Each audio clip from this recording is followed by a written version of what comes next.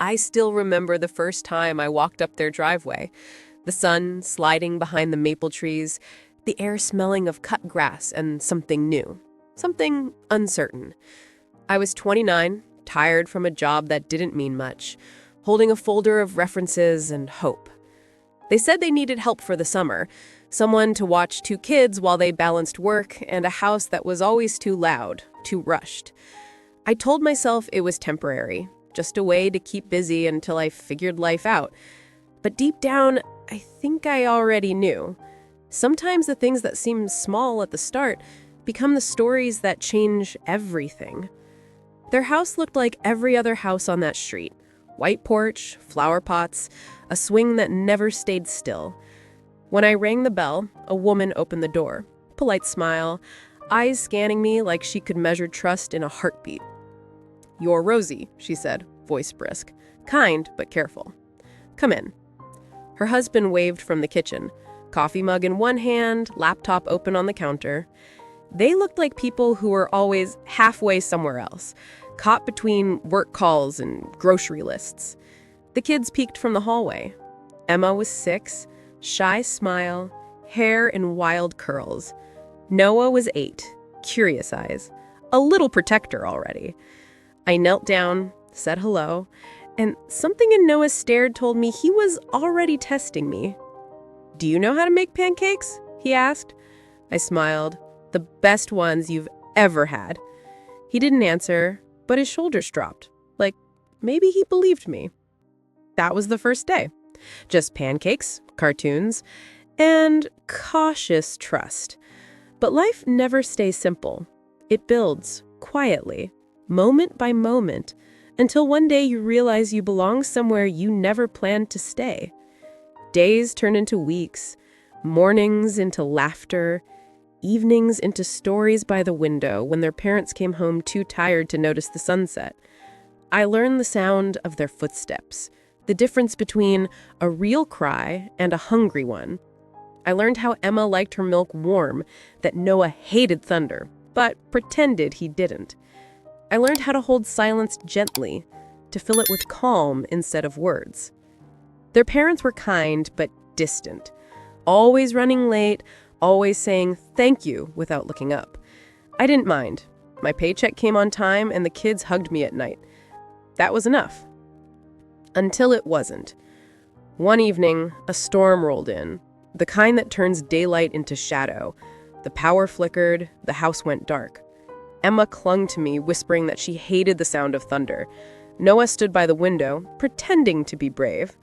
I lit a candle and told them stories my grandma once told me, about angels who painted the sky with lightning so we wouldn't forget how beautiful power could be. They listened, wide-eyed, until the storm became just another sound in the background. When their parents finally came home, soaked and exhausted, they found us asleep on the couch, candle melted halfway. I woke to their mother's whisper, soft, surprised. "You're really good with them." Just 5 words, but they warmed something inside me I hadn't felt in years. From then on, it wasn't just a job. It was mornings of laughter and spilled cereal, afternoons of scraped knees and bandages, nights of lullabies that outlasted bedtime. Somewhere between all that, they started calling me Rosie instead of Miss. And when Emma slipped and called me Mama once, everyone laughed, but something deep inside me didn't. I'd never had kids. I'd lost that chance a long time ago, to a love that ended with goodbye notes and hospital silence. So when these 2 little souls wrapped their arms around me, part of me began to heal without even realizing it. The months went fast. Summer melted into fall. School started, and I walked them to the bus stop every morning. Their mom waved from the car, phone always to her ear. Their dad nodded, already late. I didn't judge. The world was busy, and love sometimes hides inside the rush of survival. But I noticed the loneliness in their kids' eyes when the car drove away. I noticed the way Emma's drawings always had me standing next to her instead of her mom. One night, after they were asleep, I sat at the kitchen table with their father. He was drinking coffee, eyes tired but kind. "They adore you," he said. I smiled, unsure what to say. You've done more for them than anyone else could. I wanted to tell him it wasn't just them who'd changed, that they'd filled a quiet in me that had lived too long. But I stayed silent, just nodded, because sometimes love doesn't need to be spoken to be real. Then came the day everything shifted. It was winter. Snow thick as silence outside. I arrived early, the house still asleep. Their mother was in the kitchen, eyes red, phone in hand. She didn't notice me at first. When she did, she forced a smile. "Morning," she said. Her voice cracked. Something was wrong. Later that week, I found out he'd left. The father. Gone for work. Maybe for good.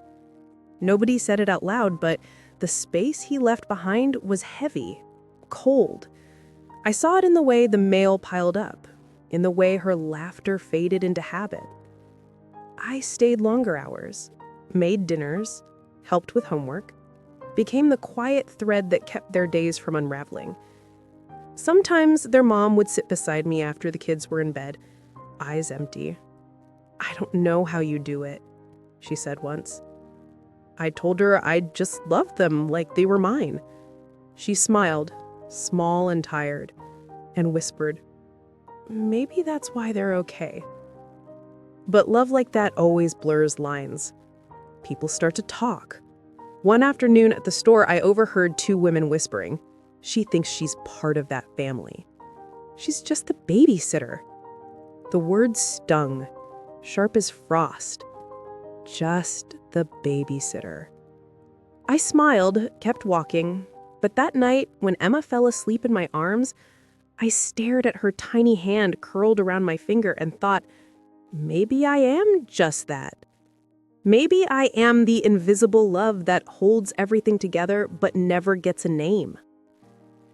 Days went by and I told myself I didn't mind. But hearts don't always listen to logic. They grow roots where they shouldn't. One spring morning, the kids made me breakfast. Burnt toast, orange juice in a coffee mug, a paper heart that said, "We love you, Rosie."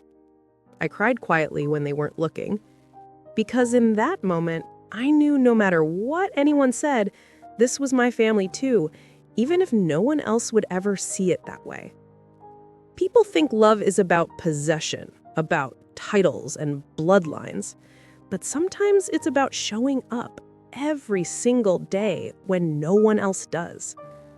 And I showed up, through their father's silence, through their mother's grief, through homework tears and fevered nights, through every thank you that meant, "I don't know what I'd do without you." Then came the day she said it, the words that cracked me open. "We're moving, Rosie. It's time for a new start." I smiled, pretended to be happy for them, but inside, something folded. "Where to?" I asked, my voice too calm. "Seattle," she said. "The kids are excited." I nodded. "That's good." She hesitated. "I'll find someone new.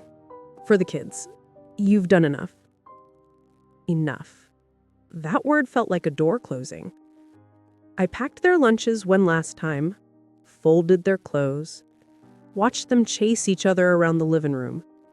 When Emma hugged me goodbye, she asked, "Will you come visit?"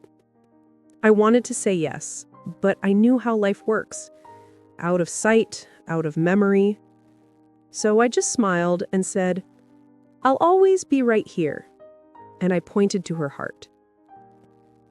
They drove away that afternoon. The street felt too quiet, too empty. I stood on the porch until the taillights vanished. Then I went inside, sat on their couch, and cried until the house felt lighter. People will say I was just the babysitter. Maybe they're right, but if you ever saw the way those kids looked at me, you know love doesn't care about titles. It builds families out of strangers. And though they left, a part of me stayed in that house, in the echo of laughter, in the quiet hum of memories. Because sometimes you don't need to be called family to be one. The house felt hollow for weeks after they left, like it was breathing differently, quieter, slower. I'd wake up early out of habit, make breakfast for no one, pour 2 cups of cocoa I never drank. The silence echoed through the kitchen, and every corner reminded me of something small. A giggle, a crayon stain, a forgotten shoe under the couch. Love leaves fingerprints everywhere, and no matter how much you clean, they don't fade. People told me to move on. You'll find another family, they said, as if affection was a job listing, something you could replace with time and routine. I smiled, nodded, but inside, I was tired of starting over, tired of being temporary in other people's stories. So, I took a break. No more babysitting. I got a job at a bakery on Maple Street, just a few blocks from where their laughter used to live. It was quiet work, kneading dough, frosting cupcakes, watching strangers hold hands across tables. But even there, I found pieces of them. A girl with curls like Emma's once asked me for extra sprinkles, and I nearly cried behind the counter. Months turned into years. I'd see families walk by the shop window and wonder where they were. Seattle was a long way away, and I didn't expect postcards. Still, sometimes when it rained, I'd look up at the gray sky and whisper a small prayer for them, hoping they were safe, hoping they were happy. Then, one morning, I saw their photo. I was scrolling through social media, half asleep, coffee in hand. Someone shared an article, "Local businesswoman expands family brand." I almost scrolled past it until I saw her face. Their mother. Older, but still the same sharp eyes, the same confident smile. The photo showed her and the kids, not kids anymore, but teenagers. Emma taller, Noah broader, both smiling in that practiced way people do for cameras. And there it was, beneath the headline. She built her success while raising 2 incredible children. My chest tightened. I was proud, genuinely proud. But the caption under the photo caught me. A single mother who did it all on her own. On her own. Those 3 words burned like frost. I closed my phone, sat there in silence, and told myself it didn't matter. She deserved her story. But some part of me whispered quietly, you were there too. Still, life goes on. It always does. The bakery became my home. The owner, Mrs. Kelly, treated me like family. Customers knew me by name. Some even called me Aunt Rosie. I liked that. Maybe that's where it started. The name, the stories, the quiet kindness that made people linger just to talk. One evening, a woman came in crying, said her son wouldn't talk to her anymore. I listened, handed her a slice of pie, told her sometimes love just needs space to breathe. She smiled through tears and said, "You should tell stories for a living." I laughed, but that night I couldn't stop thinking about it. Maybe love, once broken, finds a way to become something else. So, I began writing. Little stories, letters I'd never send. I wrote about the way kids teach you to see the world again, about how homes are built from laughter, not walls, about how sometimes being just the babysitter means being the glue that holds people together when they don't even see it. I didn't publish them, I just kept them in a notebook, pages worn, ink smudged from too many rereads. Then one day, years later, something unexpected happened. It was a quiet Tuesday morning, rain tapping the window. I was wiping down the bakery counter when the bell over the door rang. I didn't look up right away, just said, "Be right with ya." Then I heard a voice, soft, careful, familiar. "Rosie?" I froze. My heart stopped. Slowly, I turned around. There she was. Emma. Not the little girl with curls and shy smiles anymore. Grown now. Tall, beautiful, wearing a college sweatshirt and eyes that looked just like her father's. For a second, I thought I was dreaming. "Emma?" I whispered. She nodded, eyes already wet. "I found you." The world went quiet, just her voice trembling. "Mom told me you used to work here. I didn't think you'd still be around." "I never left. Some roots don't move easy." She laughed, wiped her tears. "You look the same." I smiled. "You don't." She came around the counter and hugged me. And in that moment, time folded. I could still smell the old house, hear Noah's laughter, feel every heartbeat I'd missed in those years apart. When she pulled back, she looked down, shy again, like that little girl from so long ago. She said, "I came to say thank you. For everything. I don't think Mom ever told you how much you meant to us." My throat tightened. I said, "You don't have to." She interrupted, "No, I do." Her voice broke. "When Dad left, when Mom couldn't stop crying, you were the one who kept us together. I remember the stories you told when I couldn't sleep. I still tell them sometimes. To my friends, to myself." Tears blurred my vision. I reached out, cupped her cheek. "You turned out just fine." She smiled. "You helped make me who I am." We talked for hours, long after the shop closed, about college, about Noah, about their mom. She was remarried now, happy, finally steady. Emma told me she'd read my old stories online. Apparently, Mrs. Kelly had shared a few on the bakery's blog. "People love them," she said. "You make them cry, in a good way." I laughed through tears. I always did have that effect. Before she left, she handed me a small box. Inside was a framed photo. Me, Emma, and Noah from years ago. The one we'd taken at the park before they moved. She said, "I kept it. It's yours now." I didn't have words. Just gratitude. After she left, I sat alone in the empty bakery holding that photo like it was something holy. For years, I'd carried guilt for loving too deeply, for being something I wasn't allowed to be. But in that moment, I realized love doesn't disappear when people leave. It lingers. It waits. It finds its way back. A week later, I got a letter in the mail. No return address, just my name in careful handwriting. Inside was a card that said, "Thank you for building our family when it was falling apart. We'll never forget you." It was signed, Noah. I cried again, but this time it felt different, softer, full. You see, people will always say I was just the babysitter. They'll never know the nights I spent rocking a fevered child, or the mornings I packed lunches with tiny love notes, or the quiet prayers whispered in dark hallways. But I know, and they know.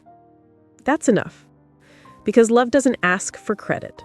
It just shows up every single day. Now, years later, I sit here on this same porch, the sun setting behind the same maple trees. The bakery closed last year, but I still write. Sometimes for strangers, sometimes for the ghosts of my past, and sometimes I write for them. Emma calls every Christmas. Noah sends photos of his kids. They call me Aunt Rosie now, and when I hear those little voices say my name, something inside me finally rests. I was never just a babysitter. I was their anchor when the storm came. Their memory when life blurred the edges. Their home, even when home was far away. And maybe that's all I ever wanted, to matter quietly, without needing the world to notice. So, when people ask who I am, I just smile. I'm Aunt Rosie, I say. I tell stories. I build families. And somewhere across time and distance, I know 2 grown children still whisper the same thing. She wasn't just the babysitter. She was our heart. The years after Emma and Noah found me felt like borrowed light, soft and golden, the kind that lingers at sunset and refuses to fade. Something in me had healed, quietly, like an old wound that finally learned how to stop aching. I still woke early, still baked, still watched the sky shift from pale blue to rose. But now there was purpose, a quiet rhythm that hummed inside me. One evening, I found that old notebook again, the one filled with scribbled stories and tear-stained pages. I hadn't opened it in years. When I did, I could almost smell the past. Crayon wax, pancakes, the faint perfume of laughter. The stories were simple, memories, really, but they carried pieces of me I'd almost forgotten. Mrs. Kelly had retired by then, left the bakery to me. It wasn't fancy, a small place with chipped counters and warm smells, but it had heart.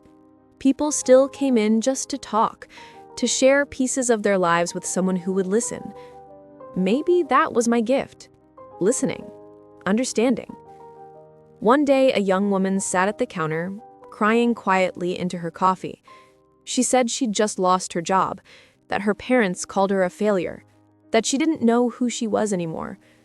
I told her about Emma, about how even the smallest hands can rebuild a broken day. She smiled through tears and said, "You should write that down." So that night, I did. I stayed up past midnight, handwriting a story called The Pancake Promise. It was about love, about staying when others leave, about finding purpose in small things. I didn't expect anyone to read it. But the next day, I pinned it to the bakery notice board with a clothespin, just for whoever might need it. By noon, it was gone. Someone had taken it. In its place was a sticky note. "Thank you. I needed this today." That's how it started. Every morning after that, I'd write a story. Sometimes short, sometimes long, always real. People began coming just to read them. Some copied them into journals, others folded them into their wallets. A local paper even asked to print one. Then another. Soon people started calling me the storyteller baker. But to me, it wasn't about writing. It was about remembering. Because every story I told, every word I wrote, carried a piece of Emma and Noah, of that house, of love that never left. One afternoon, I received a message from Emma. "Mom read your stories," it said. She cried. I didn't know how to respond, so I just wrote back, "I hope she's happy." A week later, an envelope arrived at the bakery. Inside was a note in familiar handwriting. "Rosie, I don't know if I ever said this the way I should have, but you saved us. You gave my children what I couldn't give them then. Steadiness, safety, love. I was too proud to admit it before. I'm sorry for that. You weren't just the babysitter. You were our foundation. Thank you. Claire." I sat there, the letter trembling in my hands, and I wept. Not out of sadness, but relief. Because sometimes the apologies you never expect are the ones that finally let you breathe. That night, I wrote a new story, The Foundation.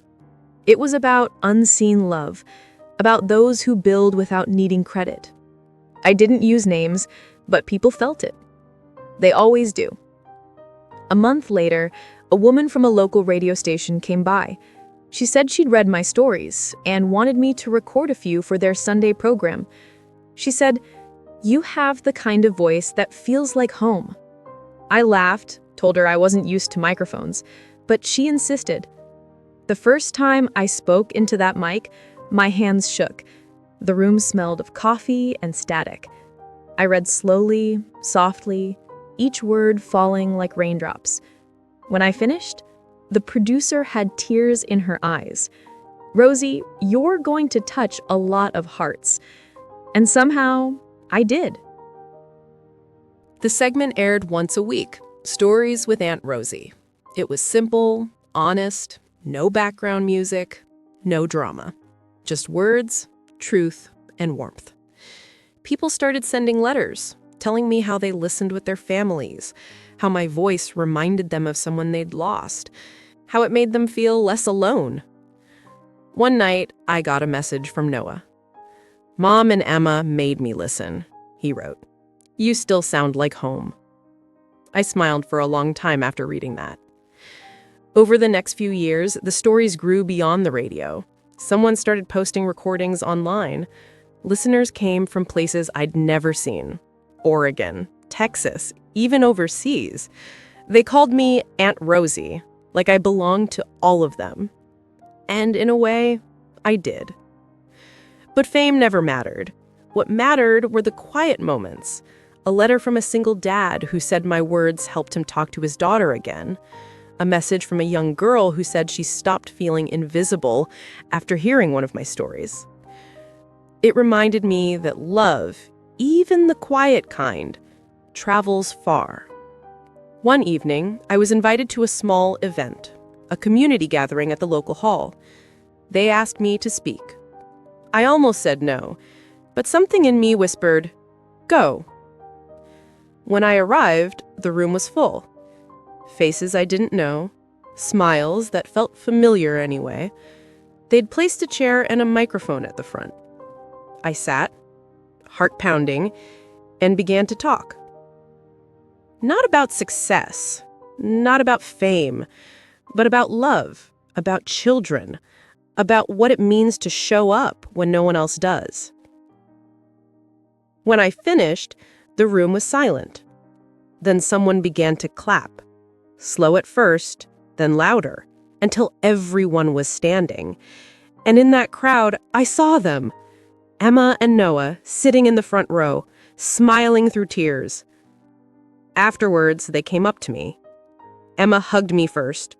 "You were amazing," she whispered. Noah nodded. "You finally told the world what we already knew." I laughed through tears. "And what's that?" He said softly, "That you built us, piece by piece." I looked at them, grown, strong, happy, and thought of all the nights I'd whispered stories into the dark, believing no one would ever remember them. But here they were, living proof that love never vanishes.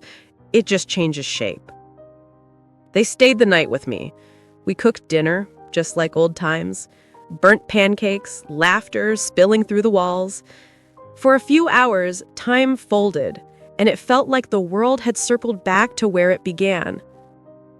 Later, as we sat on the porch watching the stars, Emma said quietly, "You know, Mom listens to your stories every week. She says it feels like forgiveness." I nodded, tears welling again. Maybe that's what stories do. They make peace where words failed. When they left the next morning, Noah turned at the door. "You're famous now, Rosie." I smiled. "No, sweetheart, I'm just heard." He grinned. "Same thing." After they drove off, I sat by the window, notebook open, pen waiting. The words came easy that morning. Love doesn't need permission to exist. It finds the quiet ones, the forgotten ones, the invisible hearts. And if you ever feel small, remember, even babysitters can build empires of love. That story went viral. It reached millions. But what mattered most was a message I got a week later from a listener in Ohio. She wrote, "I never knew my babysitter growing up made such a difference until I heard your story. I called her today, after 20 years. She cried. Thank you." That's when I knew. My story wasn't just mine anymore. It belonged to everyone who had ever loved quietly, given everything, and been called just something. Now, years later, my voice lives in places I'll never see. Radio waves, online pages, hearts of strangers. I still sit on the same porch every evening, tea in hand, watching the world soften. People sometimes stop by the bakery turned bookshop. They ask, "Are you Aunt Rosie?" I smile. I suppose I am. They tell me their stories about lost love, about healing, about hope. And I listen, the way I always have. Because maybe that's all I was ever meant to do. listen, love, remind people they matter. And when I close my eyes at night, I still see that little white house, the laughter echoing down its halls, Emma's curls bouncing as she runs to the swing, Noah's voice calling my name. Sometimes I think of the words that used to hurt, just the babysitter. But now they don't sting anymore. They sound like a beginning, not an ending. Because being just the babysitter taught me what love really means. Showing up, staying, building something that lasts long after you're gone. And if the world remembers me only for that, I think that's enough. Because in the end, the greatest stories aren't written in books. They're written in hearts. I don't remember the exact day the change began, but I remember the feeling, like a season slowly shifting, a chill leaving the air, sunlight finding new places to rest. The house felt different now. Not louder, not quieter, just warmer. The kids no longer saw me as the babysitter who came and went. They saw me as part of the home. And in some strange way, I had become the missing heartbeat of it. One morning, little Sarah came running into my room, still in her pajamas, hair tangled, eyes sleepy. She climbed onto my bed and whispered, "Rosie, I had a dream you were my grandma." I smiled, but my eyes burned. I pulled her close, and for a moment, I let myself imagine it was true. Because maybe in another life, I was. I cooked breakfast that morning, like I always did. The smell of pancakes filled the kitchen, and when the family came down, they smiled in that soft, quiet way people do when they feel safe. Mrs. Harper said, "Rosie, you spoil us." And I said, "That's my job." But inside, I thought, no, it's my love. The years rolled gently, like pages turning. Birthdays, school plays, scraped knees, broken hearts. Every chapter of their lives, I was there. Not in the spotlight, not in the pictures sometimes, but behind the curtain, keeping the lights on. And that was enough. Or at least I told myself it was. But life, it has a way of testing quiet hearts. Mr. Harper got a promotion and they decided to move. Across states, across time zones. The day I'd heard, I smiled and said, "That's wonderful news." But when I got home that night, I sat in my small apartment, hands trembling over the dinner table, whispering, what happens to love when it has nowhere to go? They offered to take me with them, but I could hear the hesitation in their voices, the polite kindness that hides the truth. They were building a new life, and maybe I wasn't part of it anymore. The last night I spent in that house, I tucked the kids in one last time. Ben cried and said, "Who's gonna make my sandwiches?" I laughed, wiping his tears, saying, "You'll learn, sweetheart. Maybe make one for me someday." Sarah hugged me tight and slipped something into my hand. A little paper heart, uneven and pink, with the words written in her shaky 7-year-old handwriting. "You built our home." When they left the next morning, I stood by the porch as the card disappeared down the road. The house felt hollow, like a shell that had lost its soul. I walked through every room, and every corner held a whisper of laughter. Every wall remembered a story. I sat on the couch, took a deep breath, and whispered to myself, "They called me just a babysitter, but I built this family." The days after were quiet, painfully quiet. I tried to fill them with routine, watering the plants, reading old books, but nothing filled the spaces where their voices used to be. Then one afternoon, I got a call. It was Mrs. Harper. Her voice soft, almost trembling. "Rosie, I just wanted to say thank you." And before I could reply, she said, "You didn't just raise our kids, Rosie. You raised us too! I cried for a long time that night. Not from sadness alone, but from something deeper. The kind of ache that only comes from having loved fully. That call, it stitched something in me that had been torn for years. A few weeks later, I started writing letters to the kids. Simple ones. Stories, small jokes, little reminders to be kind. At first, I thought I was just keeping in touch, but slowly I realized I was writing stories for all the families I'd loved and lost. Each letter became a story, and each story became a voice. And that's how I found this little corner of the world, Aunt Rosie's Stories, where I tell the tales that lived in the silence between goodbyes. Because not every family is made by blood. Some are built by hearts that choose to stay even when the world moves on. And sometimes being just a babysitter means being the person who teaches love how to stay, even when everything else fades away. And as I sit here now, microphone on, soft light glowing on my desk, I begin to tell another story. One that starts with pain, but ends with purpose. Because I've learned something after all these years.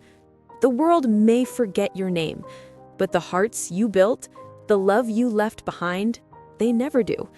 So tonight, when you hear my voice, know that it carries 1,000 little goodbyes and just as many beginnings. Because every story I tell isn't about loss. It's about how love always finds its way home. And that's how this one ends, with a whisper and a heart that never stopped building families. The first time I recorded my voice, I was nervous. My hands trembled against the old microphone, the same one I had bought years ago to sing lullabies to sleepy children who missed their mothers. It felt strange sitting there in my quiet apartment, talking into the silence like it could somehow listen. But as I began to speak, something deep in me came alive again. The same warmth I used to feel while telling bedtime stories, the same rhythm of comfort that used to fill the Harper house. It was all still there, waiting for me. I called the first story The Paper Heart. It was about a little girl who gave her babysitter a pink heart that said, "You built our home." When I uploaded it, I didn't expect anyone to listen, but within days, strangers began to write to me. Messages filled my inbox. "Rosie, your story reminded me of my grandmother. My nanny raised me, and I cried hearing your voice. My mom used to say love doesn't need titles." Each message was like a hand reaching through the screen, pulling me back into the world I thought I'd lost. I realized then, I hadn't stopped building families. I was just building them in a different way now. Through words, through warmth, through stories that carried the weight of love in every pause, every sigh, every whisper between sentences. Soon, Aunt Rosie's Stories became a little home of its own, a home made of voices, not walls, of hearts, not names. People from across the country listened to me before bed, on long drives, on lonely nights when silence was too heavy to bear. And every time someone wrote, "You feel like family," I smiled through tears because that was all I ever wanted to be. Sometimes I would get letters from grown-up kids I once looked after. Sarah wrote to me once. She was in college then. She said, "Rosie, I still have that paper heart. It's a little faded, but every time I see it, I remember what love looks like when it has no reason but itself." And I cried again like the first day I met her, because even after all these years, her small heart still kept me alive in some quiet corner of her memory. Time has softened me now. My hair is silver, my hands slower, but my heart still beats for every story that needs to be told. I sit by the window most evenings, the same chair, the same cup of tea, watching the sun fall behind rooftops, and I whisper to myself, "You did good, Rosie. You did good." Because I see it now. I was never just a babysitter. I was a bridge between hearts that didn't know how to love yet, a silent thread in the tapestry of their lives. And even if the world never knows my name, the love I left behind, that's my legacy. Sometimes I still dream of the old house, the sound of tiny feet on wooden floors, laughter echoing down the hall, the smell of pancakes and morning sun. In the dream, I'm sitting at the kitchen table, and little Sarah runs up to me again, holding that same paper heart. But this time she says, "You built more than our home, Rosie. You built a world." And I wake up smiling, because maybe she's right. Maybe all those nights of singing lullabies, of wiping tears, of cooking breakfasts for people who didn't always see me, maybe that was me building something far greater than I ever knew. Now, when I speak into this microphone, I don't just tell stories. I build bridges again, for the lonely, for the forgotten, for the ones who think their love didn't matter. I tell them it did. It always does. And sometimes, when I finish recording, I sit back and whisper the words that started it all. They called me just a babysitter, but I built this family. Then I smile, because I know now that family was never one house, one name, one moment in time. Family is every heart you touch, every person who carries your kindness forward. And maybe one day, long after I'm gone, someone will play one of my old stories, hear my voice, and feel that same warmth I tried to leave behind. And they'll know this love, this simple, quiet love, it never really ended. It just found a new home in them. And that's how my story ends, with a whisper, a tear, and a smile that knows love never leaves, it just changes form. Because I was never just a babysitter. I was a builder of homes, of hearts, of families that never stopped growing.